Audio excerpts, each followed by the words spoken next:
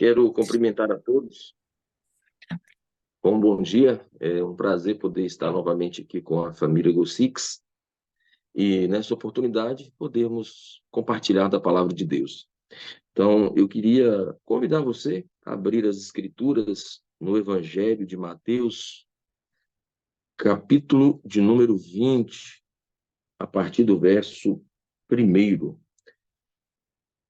A palavra de Deus nos diz aqui em Mateus da seguinte maneira: pois o reino dos céus é como um proprietário que saiu de manhã cedo para contratar trabalhadores para a sua vinha. E ele combinou a pagar-lhe 1 denário pelo dia e os mandou para a sua vinha. Por volta das 9 horas da manhã, ele saiu e viu outros que estavam desocupados na praça e lhes disse: vão também trabalhar na vinha, e eu pagarei a vocês o que for justo.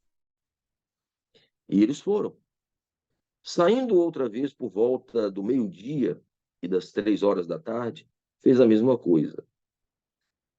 Saindo por volta das 5 horas da tarde, encontrou ainda outros que estavam desocupados e lhe perguntou: por que vocês estiveram aqui desocupados o dia todo? Porque ninguém vos contratou, responderam eles. E eles lhe disse: vão vocês também trabalhar na vinha? Ao cair da tarde, o dono da vinha disse ao administrador: chame os trabalhadores e pague-lhes o salário, começando com os últimos contratados e terminando com os primeiros.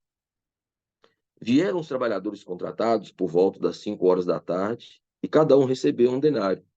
Quando vieram os que tinham contratados nos primeiro, esperavam receber mais, mas cada um deles também recebeu 1 denário.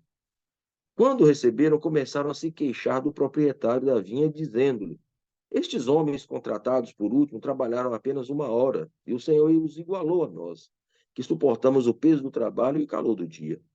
Mas ele respondeu a um deles: amigo, não estou sendo injusto com você. Você não concordou em trabalhar por 1 denário?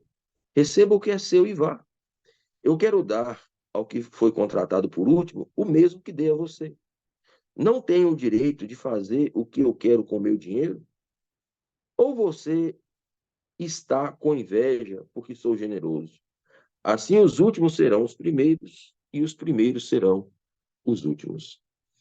Bom, quando nós olhamos para essa parábola do capítulo 20, olhando assim de primeiro momento, a gente imagina que a parábola se trata de questões trabalhistas, como se Jesus estivesse ensinando justiça em questão de trabalho.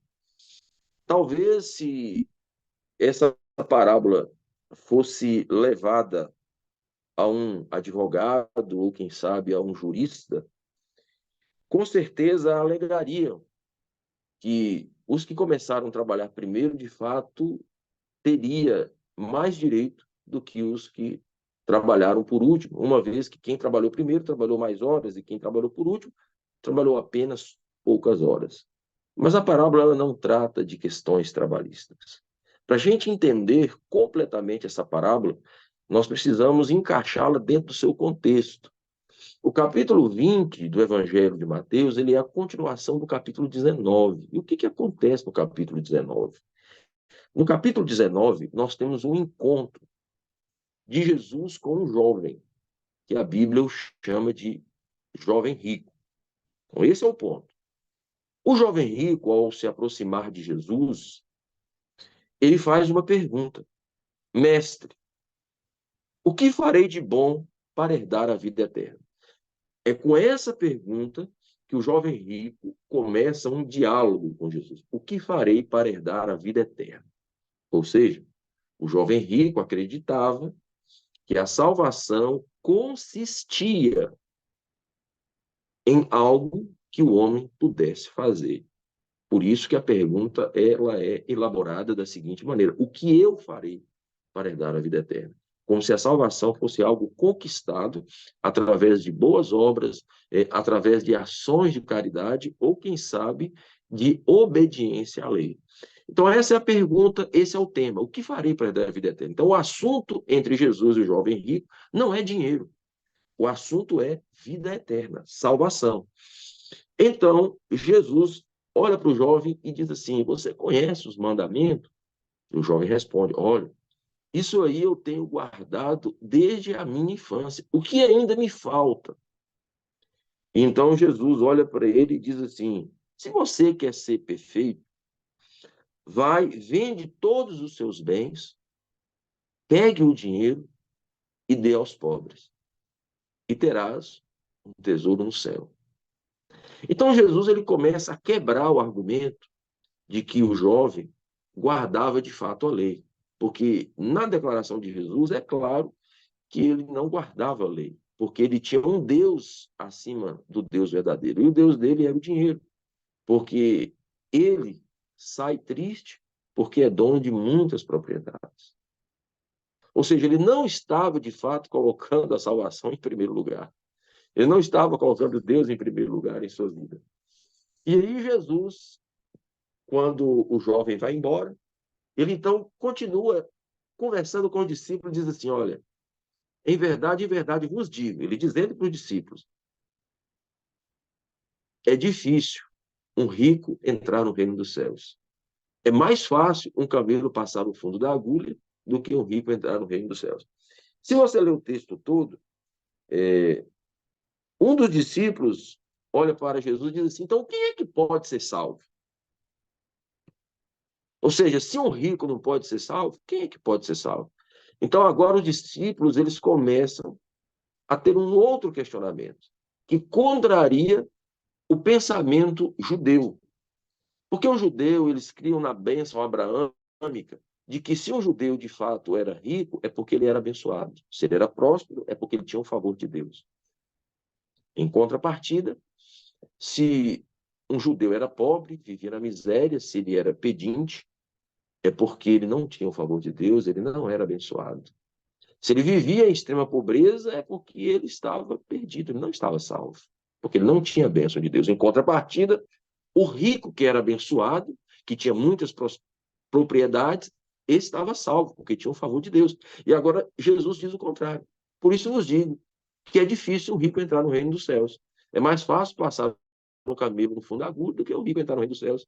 E o discípulo, então, mas espera aí, quem é que pode ser salvo?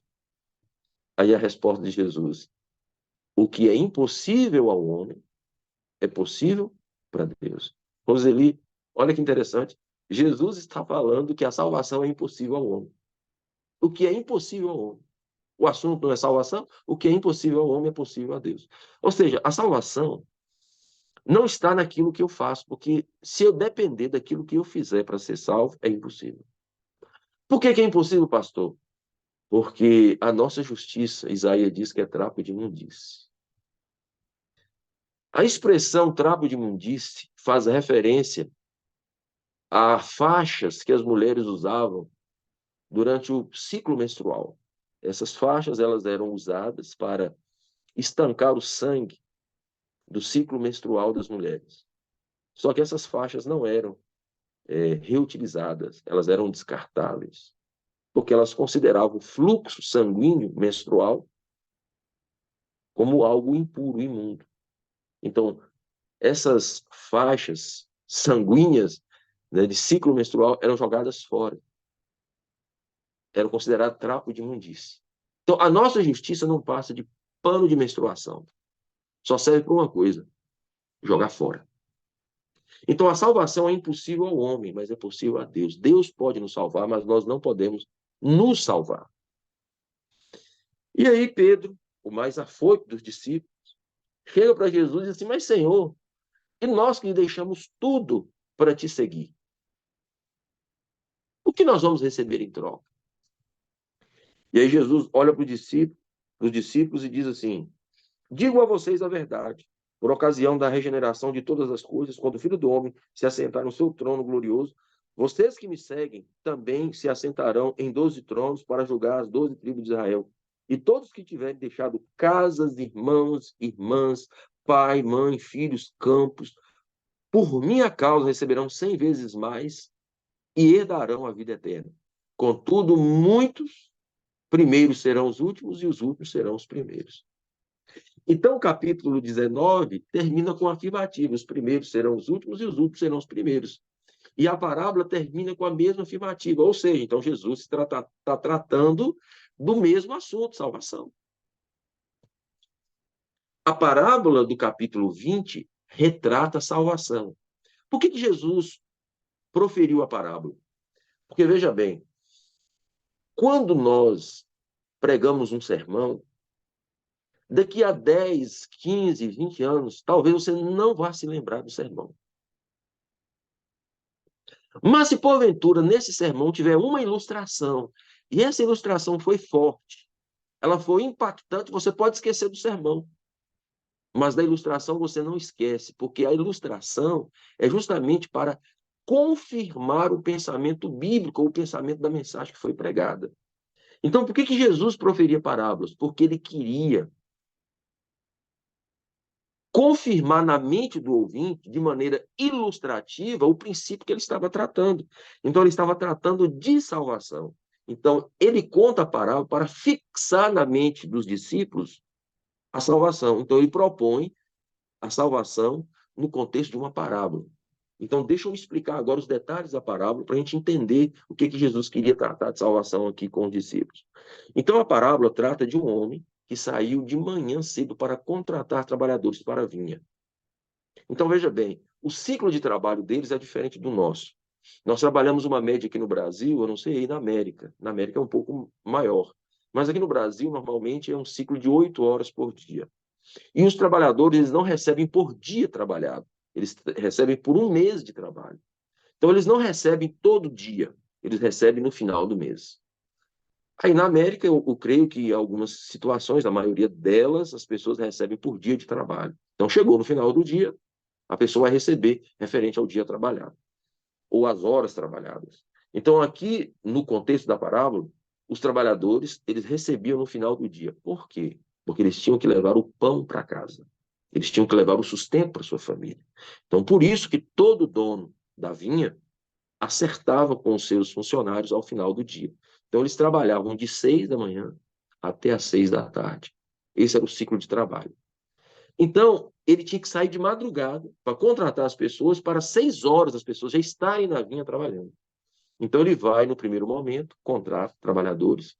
Depois, o texto diz que ele volta às 9 horas da manhã e contrata mais trabalhadores que estavam desocupados. Depois, ele volta ao meio-dia, depois às 3 da tarde, depois às 5 da tarde. E às 6 horas da tarde, no final do expediente, é o momento do acerto. E aí, na hora do acerto, quem trabalhou 1 hora recebeu 1 denário. Quem trabalhou 3 horas recebeu 1 denário. Quem trabalhou 6 horas recebeu 1 denário. Quem trabalhou 9 horas recebeu 1 denário. Quem trabalhou 12 horas também recebeu 1 denário. Veja, por que essas pessoas aqui da parábola só foram contratadas às 9, só foram contratadas meio-dia, às 3 da tarde e às 5 horas da tarde? Por que eles ficaram sem trabalho durante todo o tempo? Porque eles não tinham uma mão de obra qualificada. Porque todas as pessoas que têm mão de obra qualificada não ficam sem trabalho. Então, o que Jesus queria ensinar com essa parábola? 3 coisas importantes sobre a salvação. Primeiro, a graça salvadora de Cristo está disponível para todos.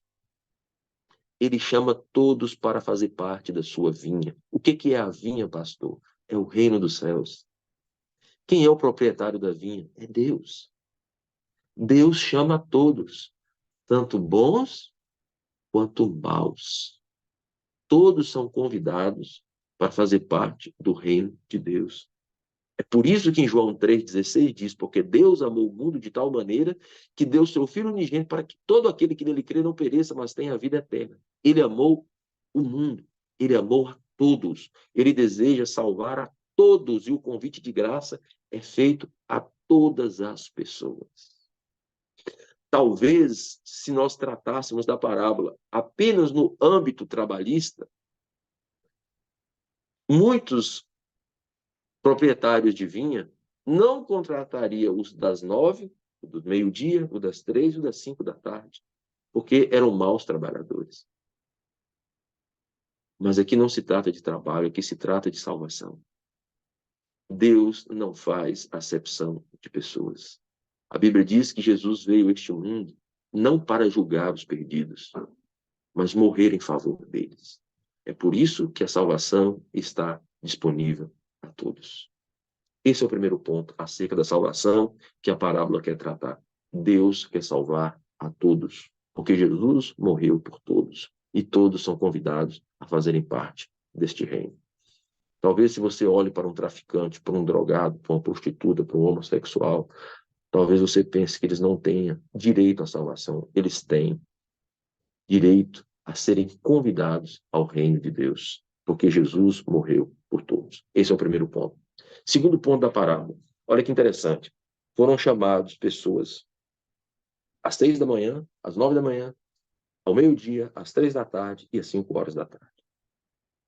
Às 5 horas da tarde para 6 horas da tarde, Roseli, é considerado a última hora. A última hora. E imagine que esses trabalhadores, se eles não fossem contratados, se eles não fossem chamados, eles voltariam para casa e não levariam o sustento para sua família. Então, esse das 5 horas foi chamado na última hora. Os outros também foram chamados em horas diferentes, mas esse foi chamado na última hora. O que essa parábola nos ensina? Que a graça de Cristo pode alcançar as pessoas até a última hora, até o último momento. Sabe, essa é a maravilha da graça. Pessoas que nós olhamos e pensamos assim, esse não tem salvação, esse não tem jeito. Esse camarada passou a vida inteira bebendo, o outro passou a vida inteira fumando, o outro passou a vida inteira prostituindo, o outro maltratando os filhos, batendo na esposa, passou a vida inteira fazendo o que era errado. Esse não tem salvação, mas ele pode ser alcançado no último momento da vida, na última hora, no último instante. Olha a história dos dois ladrões na cruz. É o maior exemplo disso. Isso foi retratado claramente no Calvário. Dois delinquentes, dois marginais, que eram considerados a escória da sociedade. Eram pessoas que estavam sendo executadas porque estavam recebendo a punição pelas práticas hediondas que eles fizeram ao longo da vida. Eles estavam sendo crucificados porque a sociedade não os tolerava mais.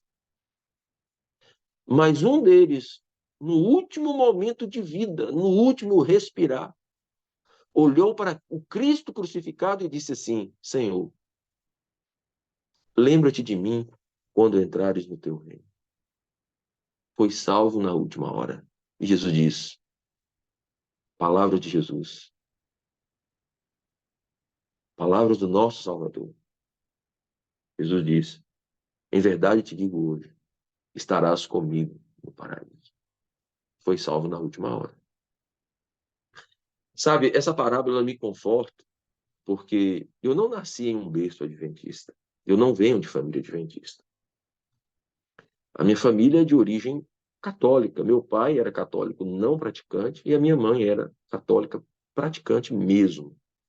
E logo após o falecimento da minha mãe, foi que eu conheci o Evangelho. Tomei a decisão pelo batismo, aceitando Jesus como meu Salvador. E eu sou, até hoje, o único adventista na minha família. E meu pai sempre foi uma pessoa resistente ao Evangelho. Porém, ele nunca se opôs à minha decisão, ele nunca se opôs ao meu chamado ao ministério. Mas também nunca me deu apoio, nunca defendeu a minha causa, nunca defendeu a bandeira de Emanuel, príncipe da paz.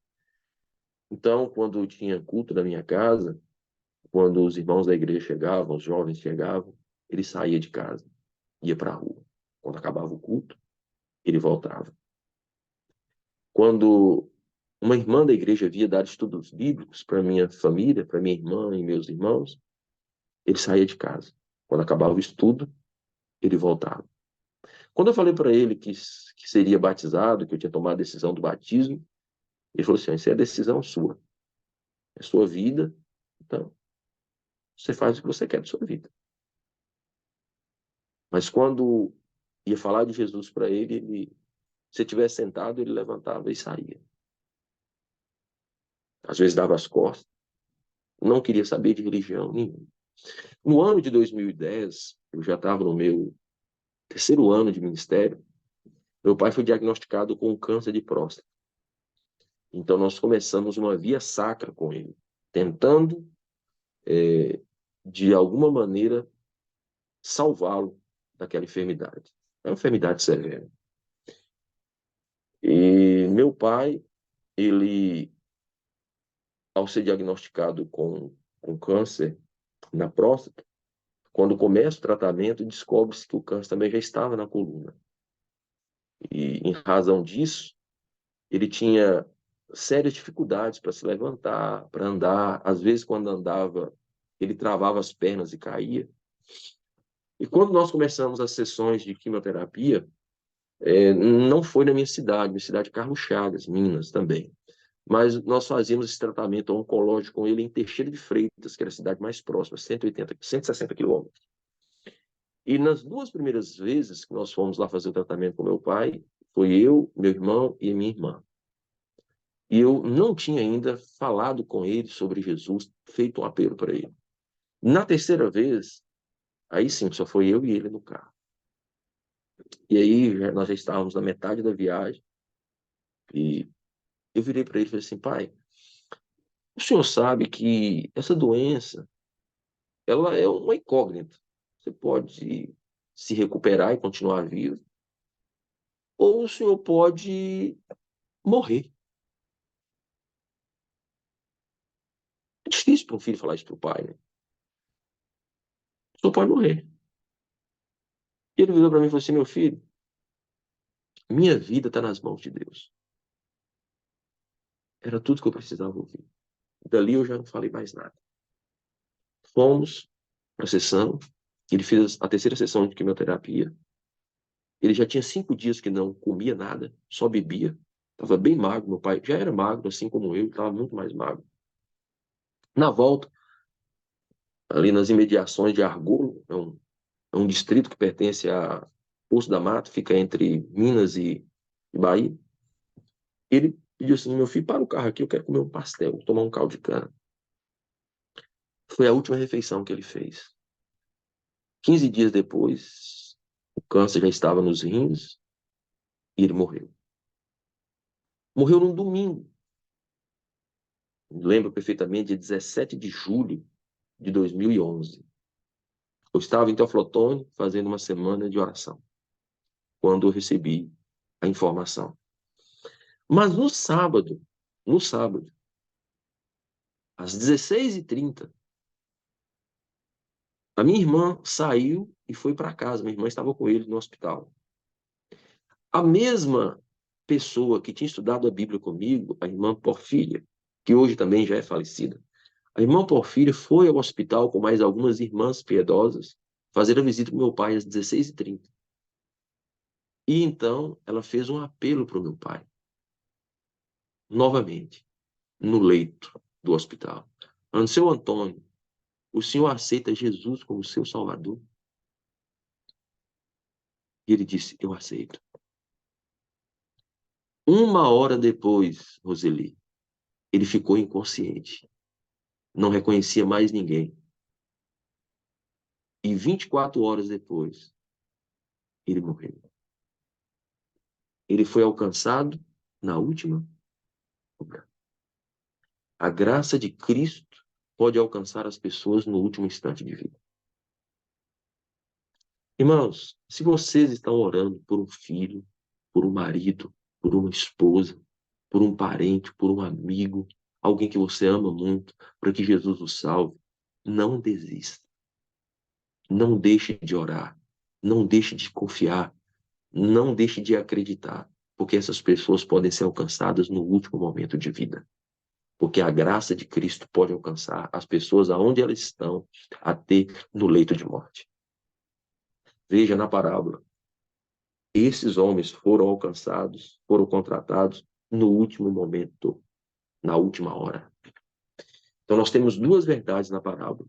A graça de Cristo convida a todos para a salvação. A graça de Cristo pode alcançar a todos até na última hora da vida. E terceiro e último, olha, o Senhor da vinha chama todos para o acerto de contas. Quem trabalhou 1 hora recebeu um denário, quem trabalhou 3 horas recebeu um denário, quem trabalhou 6 horas recebeu um denário, quem trabalhou 9 horas recebeu um denário, e quem trabalhou 12 horas também recebe um denário. E aí você pergunta, isso não é justo, pastor? Quem trabalhou 12 horas, trabalhou o dia inteiro, e quem trabalhou 1 única hora vai receber a mesma coisa. Lembre, aqui não se trata de questão trabalhista, querido, aqui se trata de salvação. Quem serviu a Deus 50 anos, quem serviu a Deus 30 anos, quem serviu a Deus 1 ano, quem serviu a Deus 1 hora, vai receber o mesmo galardão, a vida eterna. Era isso que Jesus estava dizendo para os discípulos: vocês serão os primeiros, vocês são os 12 primeiros. Mas no dia da redenção, todos receberão o mesmo galardão, por isso os últimos serão os primeiros serão os últimos, porque salvação é um atributo divino. O ladrão da cruz vai receber o mesmo galardão que Moisés. Vai receber o mesmo galardão do que o apóstolo Paulo. A vida eterna, a coroa da salvação. Sabe por quê? Porque a salvação é um atributo de Deus. Não sou eu que decido quem vai ser salvo. Não sou eu, pastor, que vou definir quem vai ser perdido. A salvação é um atributo divino. O galardão é do Senhor e é dado para nós pela sua graça. A parábola representa a graça salvadora. E Deus salva quem Ele quer. Então, queridos, eu quero finalizar essa mensagem dizendo: entenda a graça salvadora de Jesus Cristo. Ela é para todos. A recompensa é para todos. E todos podem ser alcançados até na última hora. Por isso que os últimos serão os primeiros e os primeiros serão os últimos. Meu pai nunca pregou um sermão. Meu pai nunca entrou numa igreja protestante. Nem no meu casamento ele foi. Meu pai nunca deu um estudo bíblico para ninguém. Meu pai nunca colocou os pés na igreja. E na vinda do Filho do Homem vai receber o mesmo galardão que sou pastor há 17 anos. Que sirvo a Deus há 29. Porque essa é a graça salvadora do nosso Senhor Jesus Cristo. E com essas palavras, que Deus possa abençoar a sua vida e te dar paz de coração. Que Deus te abençoe.